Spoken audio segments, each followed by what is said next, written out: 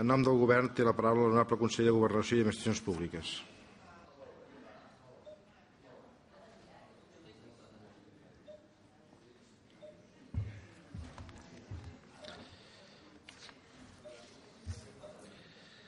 Gràcies, senyor president, vicepresident, senyores i senyors diputats, senyora Piferrer. Vostè em demana quin és el model de funció pública i, evidentment, el model ha de ser un model propi. Crec que amb això estarem d'acord.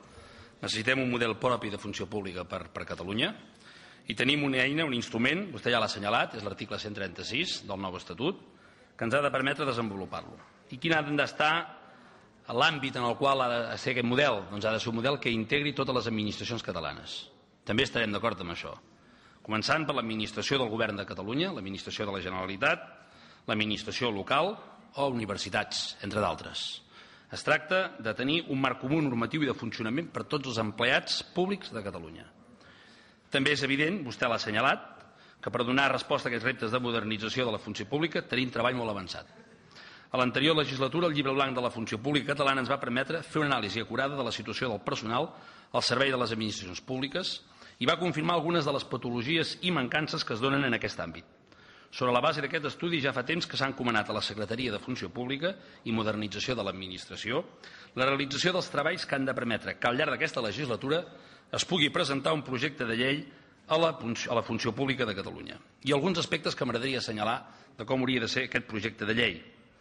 En primer lloc, les millores en l'organització del treball.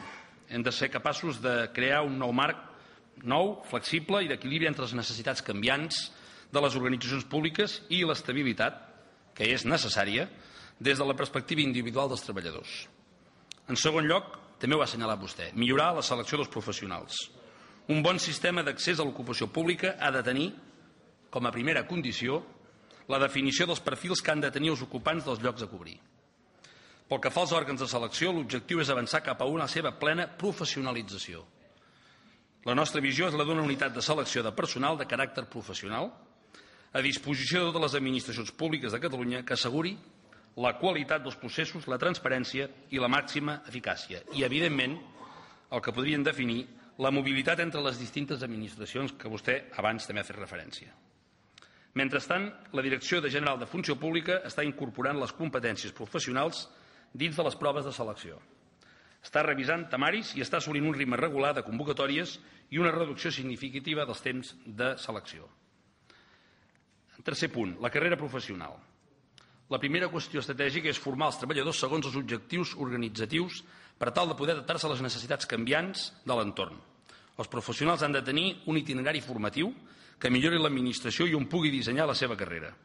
En aquest cas, la formació és segurament el gran instrument que ens ho ha de permetre. Progressar acadèmicament, treballar conjuntament, evidentment, amb l'Escola d'Administració Pública, però, evidentment, també la carrera professional ha d'implicar que puguin incrementar les seves retribucions. La motivació ha de ser un dels elements claus quan ens referim a la carrera professional. En quart lloc, un nou sistema de relacions laborals. El repte és l'avanç cap a un marc català de relacions laborals en l'àmbit de les administracions públiques.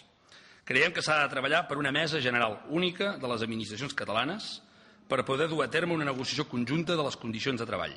Si més no, d'aquelles que podrien definir com a nucli bàsic dels drets laborals. De manera que allò que s'acordi...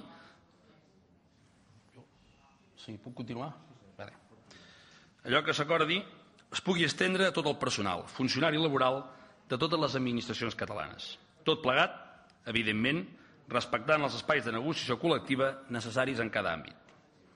Una altra acció que també es durà a terme en aquesta matèria és la creació d'un òrgan de mediació, amb la finalitat de reduir l'elevada contenciositat judicial pròpia de les relacions laborals. També és veritat que aquest mitjà de negociació, aquest òrgan de mediació, també apareix a l'Estatuto Básico, però no necessàriament perquè s'apareixi a l'Estatuto Básico nosaltres no ho podem fer-ho. Creiem que solucionaria molt de la problemàtica i escurçaria molt la conflictivitat en aquest àmbit. Cinquè punt, acompliment de la funció social. Hem d'abordar aquesta funció des de molts punts de vista. Des del punt de vista de la creació de llocs de treball per a persones en disminució, es desenvoluparà un pla d'ocupació estable per a aquest col·lectiu. Avui el diari oficial ja ha començat també a sortir, i li vull anunciar, el Fons Social. També es duran a terme mesures especials per a promocionar la contractació de persones de col·lectius en situació d'exclusió social i laboral o en risc, i en aquest àmbit cal situar també les mesures de conciliació del reforç de les polítiques d'igualtat a l'ocupació pública o la priorització de les polítiques de prevenció i riscos i salut laboral. La Generalitat, com l'empresa més gran de Catalunya, ha de donar exemple en el compliment dels aspectes socials, ambientals i de prevenció de riscos. Per tant, hem d'abordar aquesta funció des de molts punts de vista.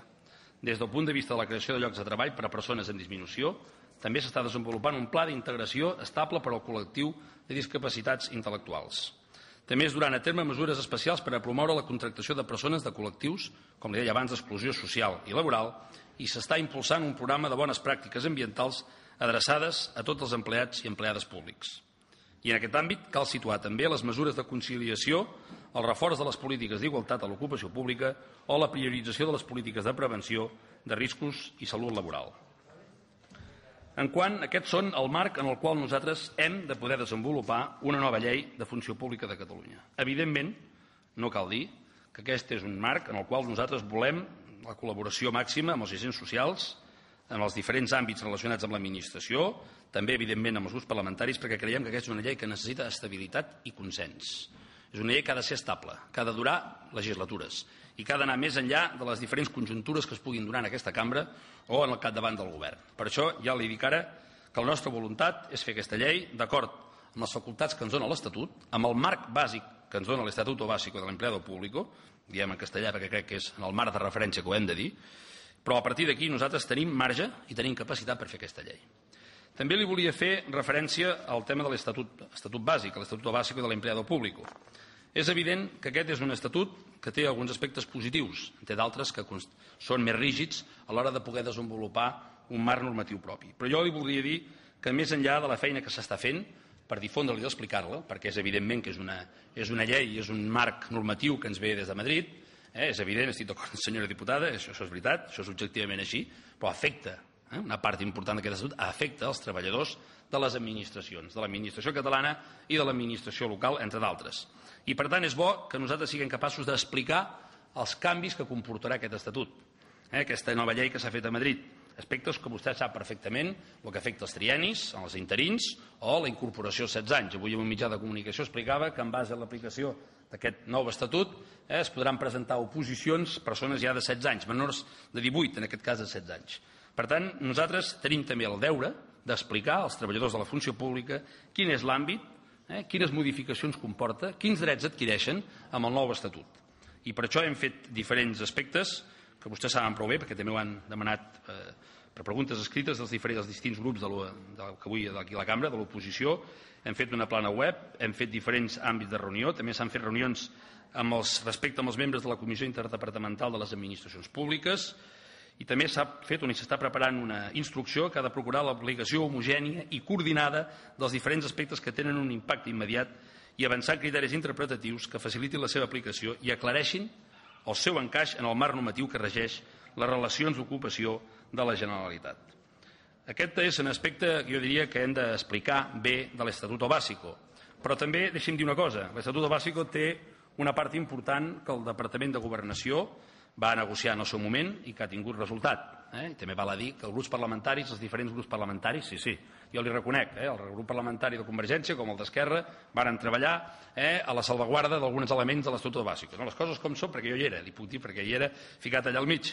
I li puc dir dues coses. Hem aconseguit que una figura important pels nostres ajuntaments, com és els secretaris, interventors, sigui la Generalitat qui tingui la capacitat en aquests moments de convocar, d'habilitar i de designar les places. És veritat que encara dependrà, des de Madrid dependrà alguns elements, però hem aconseguit que una figura important per a molts ajuntaments, en aquests moments, li vull recordar, hi ha 1.165 llocs de treball reservats a aquests funcionaris que estan coberts de forma provisional, i alguns ajuntaments o alguns serveis d'assistència tècnica que afecten a municipis no tenen capacitat de tenir secretaris o interventors, i crea una sensació jo no diria d'indefensió moltes vegades a l'hora de donar fe de determinats documents. Per tant, això és important.